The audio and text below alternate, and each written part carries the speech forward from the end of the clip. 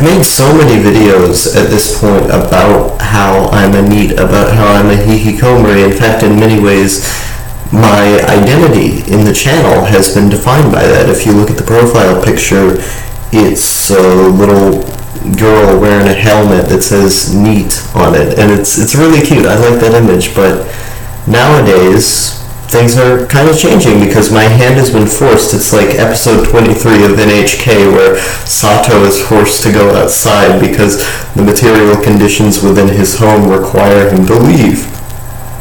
And the same thing has been forced upon me. I'm having to go out into the real world because the situation in my home has gotten so bad where I just have to get a job.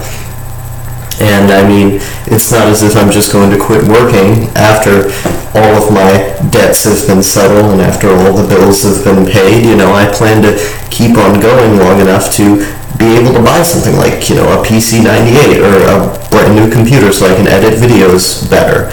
You know, there are things that I can look forward to if I have this job. It's just that what I've always wanted to do is to simply lay away and save whatever money I can get as a result of gifts, etc., and just get whatever I want through that, because the stress and turmoil of working was something that I just didn't want to do, because I felt that, you know, all the anime that I wanted to watch, all the YouTube I wanted to watch, all the video games that I could emulate, if it came to that, all of the PC games that I wanted to pirate were all there. I could just get all of it for free. You know, even as a Linux user now, there's enough ways to get the games that you want without getting them through legal means. Yeah, you have to do a bunch of weird stuff, but you can get Windows games running through Wine and stuff. You can get, you know, the Daimon Tools equivalent on here,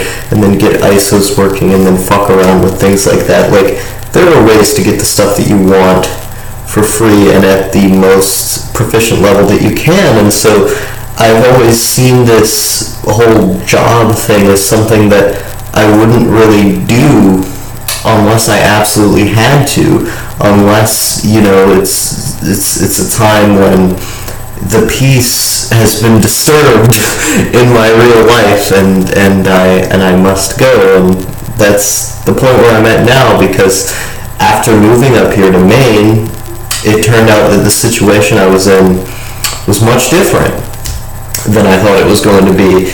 Well, not that I thought it was going to be, that my mom thought it was going to be. You know, she thought everything was going to be sunshine and rainbows, and, you know, everything was going to work out. But, you know, housing is expensive. The process of moving somewhere is expensive, and so you kind of have to plan ahead for that. It was just that the situation that we were in required us to leave with so much expediency that we didn't really have time to plan or to save money. And so by the time we got here, it was like we were empty-handed, and we almost left just because the empty-handedness got so stressful for her and it caused her to not know what she was doing. That was the time in which I kind of had to pick things up and say, okay, Section 8 does this, shelters do this, let's look at these different options here in Maine, let's go to community markets to get food. And I was looking at all these different ways to try and salvage the situation, and by the point where we had finally gotten a house, it had gotten to a time where I was like, okay, I've done everything I can with free resources.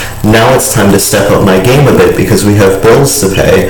And so the first thing I did was I went out and I looked at every single job that I could get in the area, and I, you know, even beyond the area. And so I tried to scoop up those jobs and just put in applications and just try to find one that sticks. And now I'm meeting with someone tomorrow who just needs references of mine, and she seems to really like me. Like, she seems to have a generally good opinion of my disposition and dependableness as a person, as my you know, just going off my first impression. And so I had a generally good time with her and with a few other employers in the area. And so tomorrow, you know, after I get those references in, it's likely that I'm going to get that job based on what she was telling me. And so that's different, right? It's really exciting just to know that, like, I'm going to be a person who is employed. I'm not going to be a complete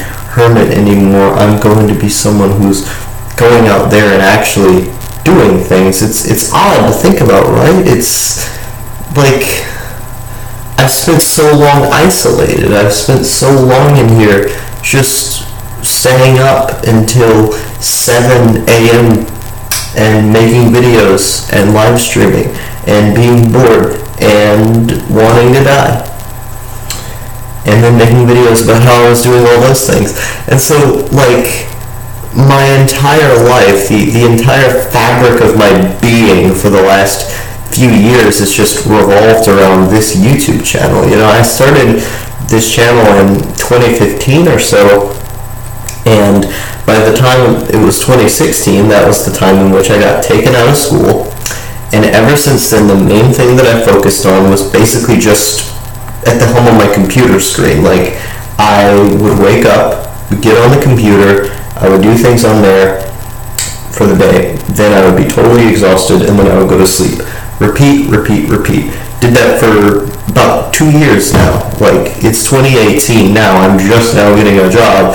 I had some time in 9th grade in high school in which I actually did attend school, but that was only for, you know, like 5 months, 4 months. Then I got taken out again. That was a very, very small period, and so the majority of my time for the last 2 years I've spent entirely isolated in my room, entirely on the computer, just making things and watching other people make things, taking in information, talking to people online. And so it's weird to think about how my life is shifting to a point where I'm going to be employed and I'm going to be making my own money and I'm going to be getting up every single day. In a way, it's a bit scary because, you know, I'm comfortable with that lifestyle. I'm comfortable with the comfy life of waking up and just doing whatever and, you know, not having to deal with the stress of another heartbeat in the room. That's something that I like quite a lot, even to an extent, but I realize that if I'm going to make it anywhere with the situation as it is right now, I have to be able to leave.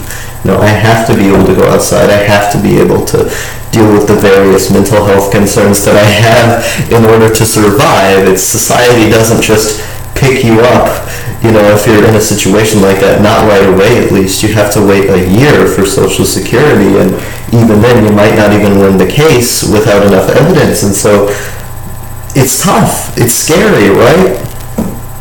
And so I've gotten to a point where, you know, I can't afford my comfy lifestyle. I can't afford the fact that I don't want to wage slave. I can't afford the fact that going to school or going to a job are things that actively make me really upset. I have to deal with that. I have to deal with the fact that I don't want to work. And I have to just suck it up and do the work anyway. Which, I mean, it isn't so bad. Like, it's just a menial job, right? But still, I hate it.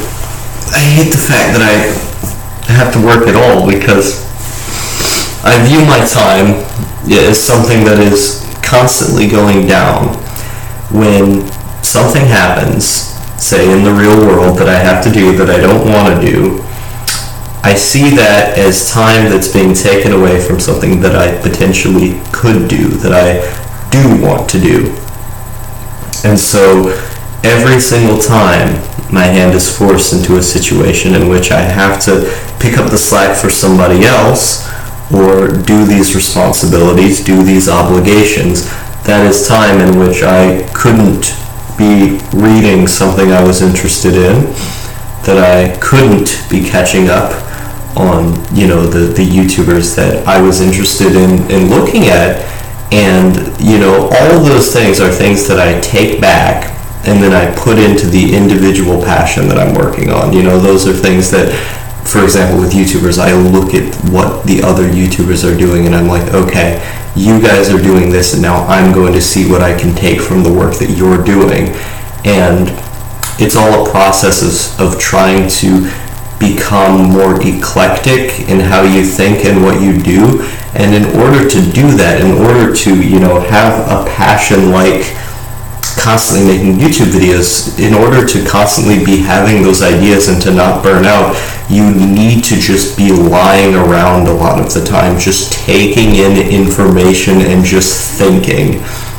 And the process of thinking all the time and of listening to other people do the exact same thing and of consuming all these different pieces of media and of going to all these different websites is something that drains up the majority of your day a lot of the time, but that's how you manage YouTube. That's how you continually keep coming up with those ideas, is you just keep taking in more in order to put more out.